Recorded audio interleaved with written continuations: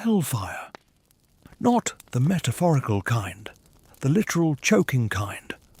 I'm not talking about some Sunday sermon damnation, but the stench of sulphur and burning flesh clinging to your nostrils. An odour so profound it seeps into your bones and rewrites your very DNA. Forget Mary Shelley's melodramatic monster. That's child's play.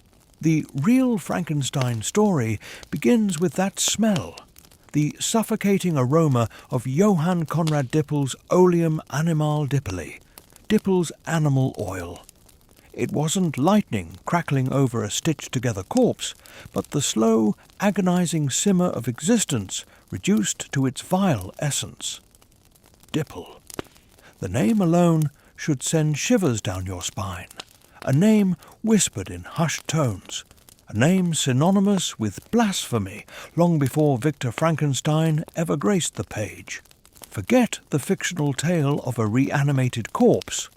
This is the account of a man who sought to become God himself, to distill the elixir of life from the rotting marrow of death.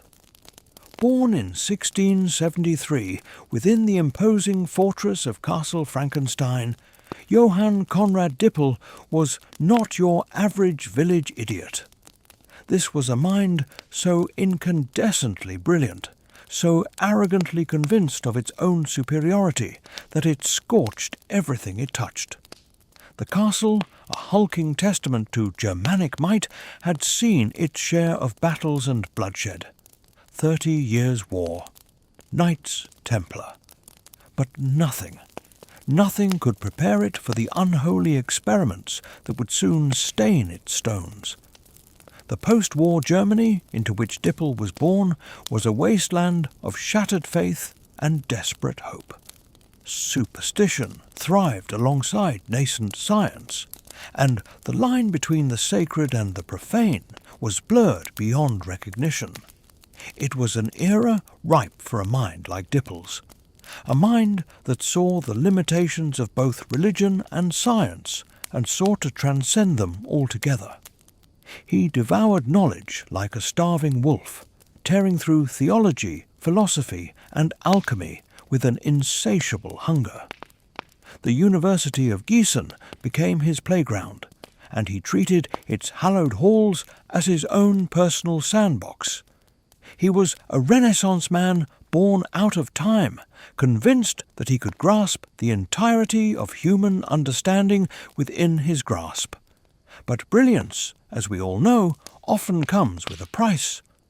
In Dippel's case, that price was an ego that bordered on the messianic. He possessed a pathological need to challenge, to deconstruct, to utterly obliterate the established order. He saw himself as a revolutionary, a prophet of a new age, and he wasn't afraid to leave a trail of shattered idols in his wake. His first target? The Church, of course. He scoffed at the rigid dogmas and hypocritical clergymen who lorded over the faithful. He embraced pietism, advocating for a personal, almost ecstatic form of Christianity that bypassed the need for priests and sacraments. He unleashed a torrent of pamphlets, filled with venomous wit and scathing accusations that sent shockwaves through the religious establishment. "I will be my own church," he declared, "my own heresy." It wasn't the statement of a humble seeker, but the battle cry of a self-proclaimed deity. Unsurprisingly, the Church wasn't amused. He was branded a heretic and forced to flee Gießen, beginning a lifelong pattern of intellectual arson and midnight escapes. He was a perpetual outsider, a man at war with the world, destined to wander the earth, spreading his dangerous gospel.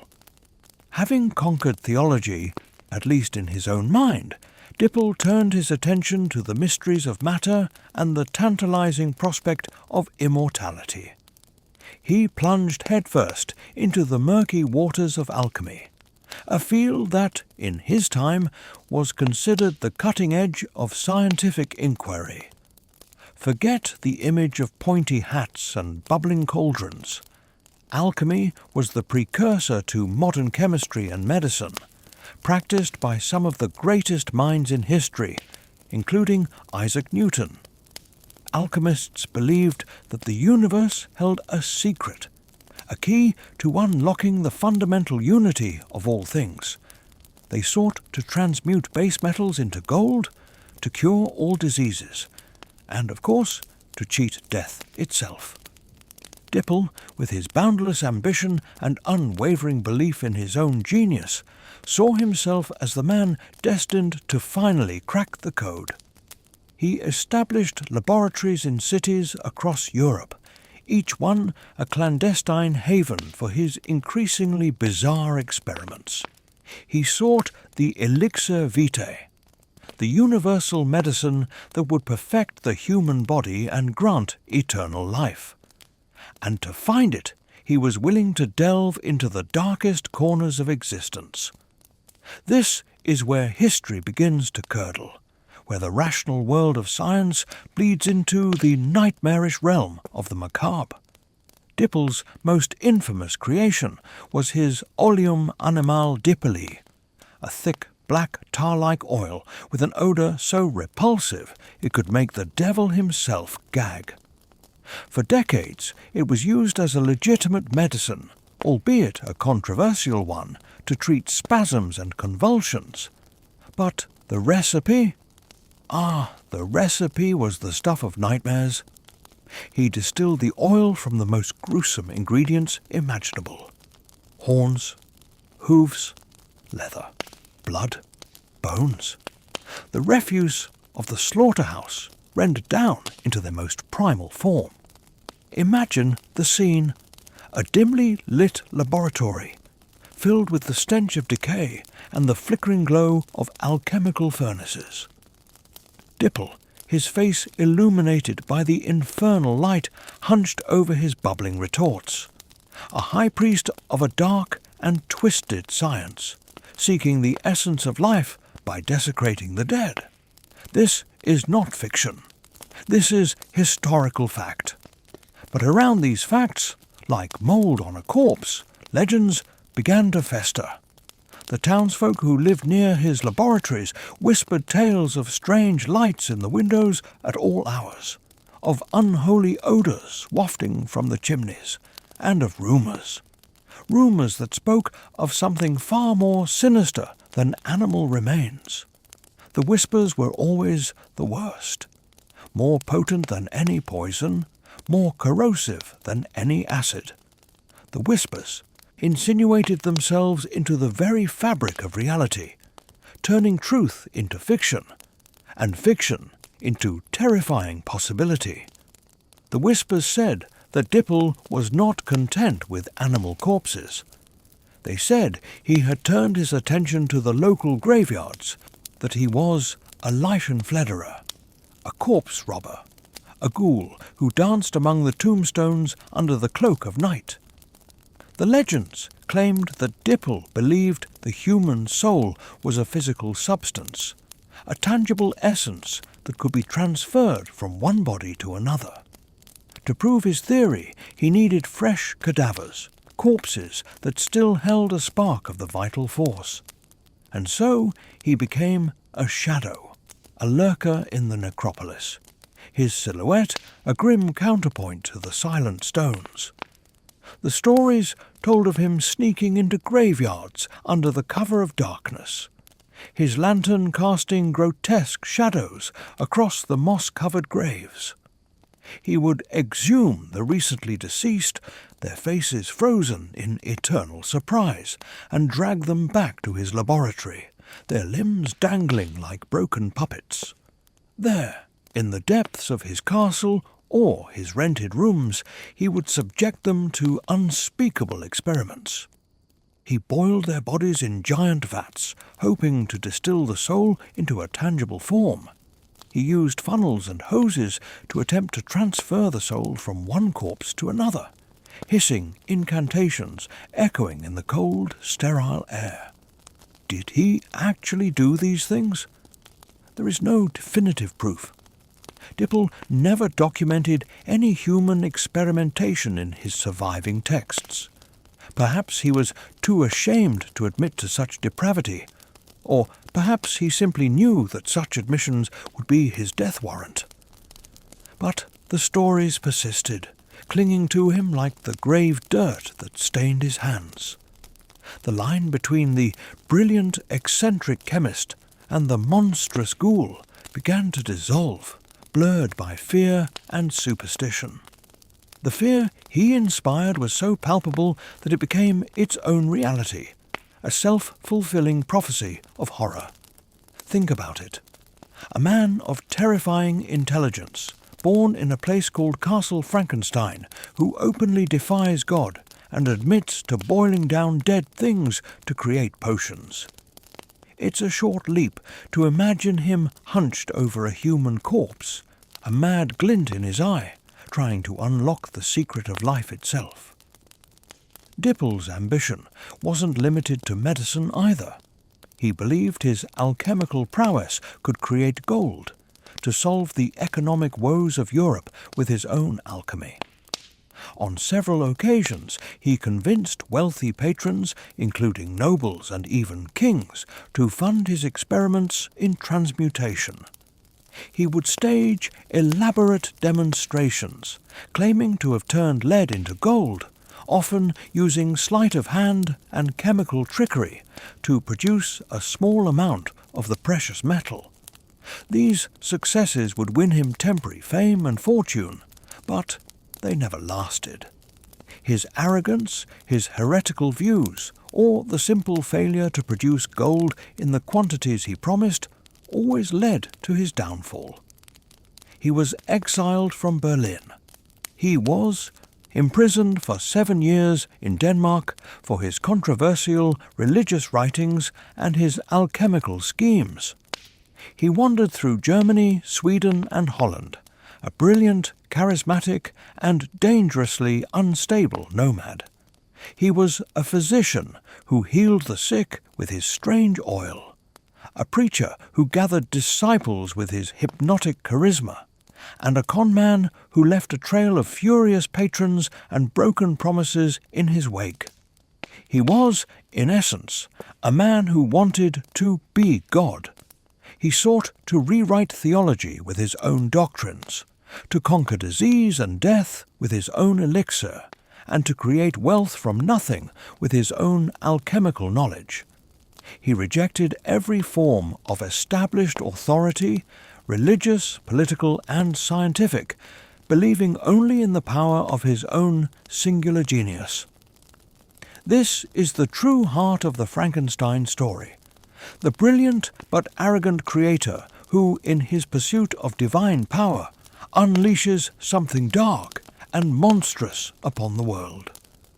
For Dipple, the monster wasn't a creature of stitched-together flesh.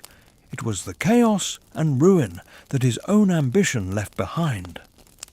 Dipple died in 1734, likely from a stroke, though his enemies whispered that he had finally poisoned himself with his own concoctions. He died as he had lived, in controversy and on the move, an outcast to the end. But his death wasn't the end of his story. It was merely the beginning of his legend. In the region around Castle Frankenstein, the stories of the strange alchemist who was born there continue to grow, passed down through generations like a dark family secret. He became a local bogeyman, a cautionary tale told to frighten children and keep them away from graveyards. The stories of his grave robbing and his ghoulish experiments became part of the local folklore, woven into the fabric of the region's collective unconscious. Fast forward 80 years to the summer of 1816. A group of young English writers are vacationing in Switzerland, seeking respite from the dreary English weather and the even drearier social constraints of their time. But the weather, as it often does, had other plans. Incessant rain kept them cooped up indoors, forcing them to find other ways to entertain themselves. To pass the time, they challenged each other to write a ghost story, a competition of literary terror designed to unleash the darkest recesses of their imaginations. Among them was an 18-year-old girl named Mary Wollstonecraft Godwin, soon to be Mary Shelley. 2 years prior, Mary had travelled down the Rhine River, a journey that would have taken her right past the looming shadow of Castle Frankenstein. It's almost certain that she, a curious and well-read young woman, would have heard the local legends about the castle's most infamous son, the brilliant, God-defying alchemist Johann Conrad Dippel. The seed was planted. The story of a real German scientist obsessed with creating life from dead matter merged in her young imagination with the latest scientific discoveries of her own era, most notably the experiments of Luigi Galvani, who had shown that electricity could make the limbs of a dead frog twitch. The result was Frankenstein, or the modern Prometheus, published in 1818. A masterpiece of Gothic horror, a cautionary tale about the dangers of unchecked ambition and the hubris of playing God. Mary Shelley never mentioned Dippel by name, but the parallels are too strong to be coincidental. She took the historical figure and transformed him into a literary archetype, a symbol of the Promethean urge to transcend human limitations. She took the real Castle Frankenstein and made it the setting for a Gothic nightmare, a place of dark secrets and unspeakable experiments. The real Doctor's ambition to create an elixir of life from boiled corpses became the fictional Doctor's ambition to create a living being from stitched-together corpses. The real man's rejection of God in favour of his own genius became the central theme of her novel, a warning against the dangers of scientific hubris, a reminder that knowledge without wisdom is a dangerous weapon. Mary Shelley created a myth that has overshadowed the man who inspired it. But the truth is, Dippel's story is, in some ways, more unsettling than the fiction. Victor Frankenstein is clearly a villain, a man whose ambition leads to tragedy. Dippel is a more ambiguous figure. He was a healer whose medicine was used for decades. He was a religious visionary whose ideas, while heretical, were born from a genuine spiritual quest. He was a scientific pioneer whose work in chemistry, however gruesome, was a legitimate part of the scientific inquiry of his time. He was not a simple monster. He was a man, brilliant and flawed, who flew too close to the sun. His desire to understand and conquer the fundamental forces of life and death is not an alien one. It is the same desire that drives our own modern science. The ultimate horror of Dippel's story isn't that he was a monster, but that he was so profoundly human. His sin wasn't evil, but arrogance. He believed that knowledge was the ultimate good, and that any method was justified in its pursuit. He couldn't see the moral line between distilling animal bones and potentially desecrating human graves, because both were simply steps toward the same glorious goal: unlocking the secrets of God. Today we stand in Dippel's laboratory. We have moved far beyond boiling bones in a pot. We now manipulate the very code of life itself. We practice genetic engineering. We're on the verge of creating artificial intelligence. We pursue radical life extension with a fervour that would have made Dippel proud. We tell ourselves that our motives are pure, to cure disease, to end suffering, to better the human condition. And they are, or so we are made to believe. But so, in his own mind, were Dippel's. The story of the real Doctor. Frankenstein isn't a dusty piece of Gothic folklore, it's a living warning. It reminds us that the line between a brilliant scientist and a mad one is often just a matter of perspective and success. It reminds us that the pursuit of knowledge without wisdom, of power without humility, is a path that leads not to immortality, but to monstrosity. Johann Conrad Dippel never created a shambling creature that turned on him. He never had to face a physical manifestation of his hubris. But he was haunted nonetheless. He was haunted by his own restless mind, by his inability to find a place in the world, by the authorities who constantly pursued him, and by the whispers of the common people who saw him not as a saviour, but as a ghoul. He was his own monster, a man of genius so consumed by his quest for divine power that he sacrificed his own humanity along the way. The black, foul-smelling oil he left behind is his true legacy, a testament to the fact that when you try to boil life down to its essence, you're often left with nothing but poison and decay. And in the end, that stench is all that remains, a lingering reminder of the price of arrogance and the seductive, dangerous allure of playing God. The stench remains, remains, remains.